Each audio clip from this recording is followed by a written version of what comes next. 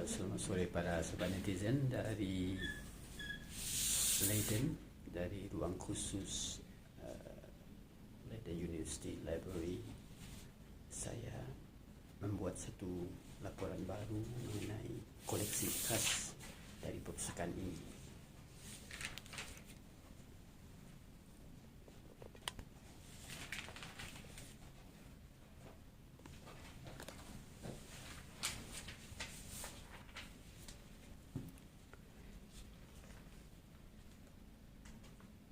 Selamat sore Bang Roy. Sore. Ini kami sedang melihat satu publikasi dari Sumatera ya, Bang Roy. Iya, Tapian Nauli. Tapian Nauli. Coba kita sorot.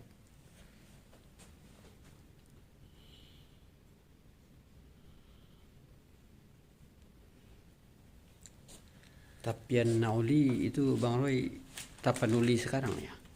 Iya, dari Tapian ya Pak. Tapian itu kan tempat pemandian ya. Iya. Uli cantik.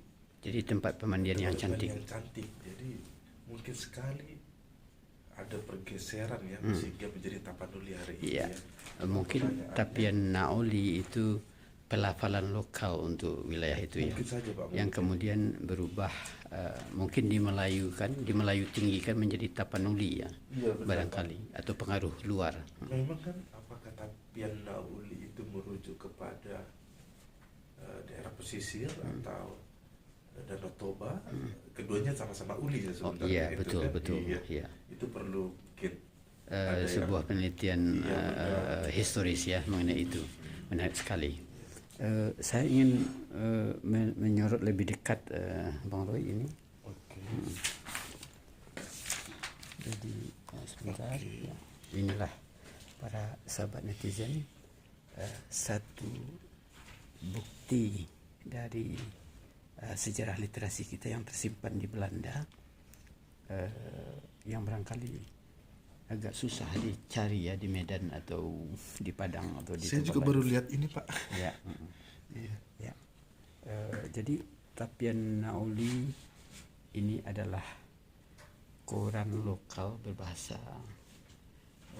Angkola ya. Angkola ya. Saya berpikir ini karena pengarang utamanya atau redakturnya Ya Endar Muda yang juga menjadi redaktur Insulin Day yang kemarin sudah saya postingkan di kanal ini, berasal dari daerah ini. Jadi barangkali dia jelas mempromosikan bahasa ibunya. Iya. Nah, ini halaman pertama. Jadi dia terbit setiap hari Sabtu ya. Haruar di Padang Ganup hari Sabtu. Jadi terbit di Padang setiap hari Sabtu. Ya, berarti ini mingguan. Jadi ini satu kali terbit. Saya rasa ini halaman pertama, kemudian halaman kedua dan ketiga, terus 4 dan 5, kemudian 6 dan 7, dan 8 halaman. Oh, hanya 8 ya. 8 halaman. Oke. Ya.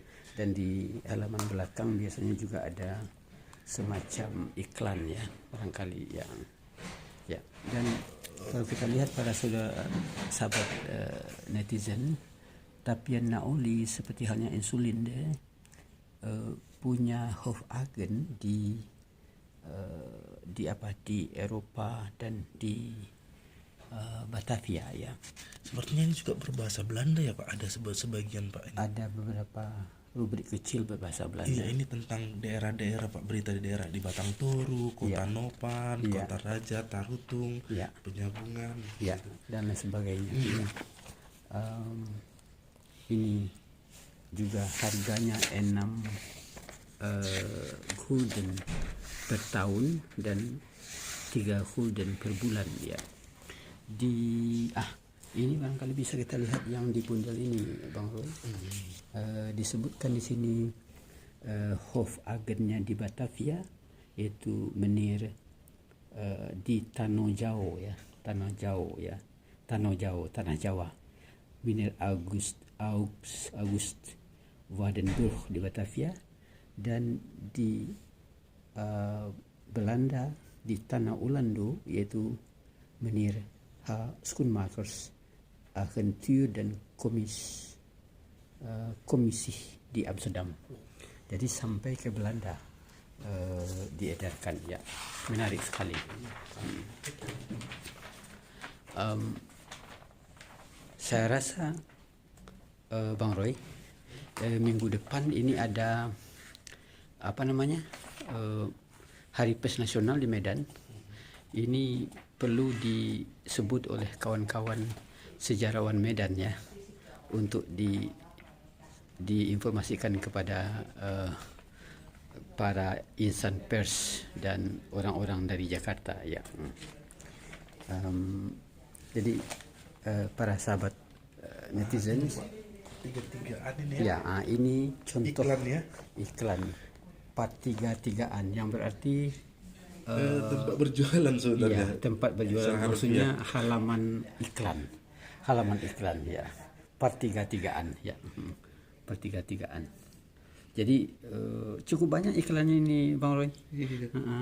Dan jelas waktu itu bahwa koran-koran juga sudah hidup dari iklan, ya.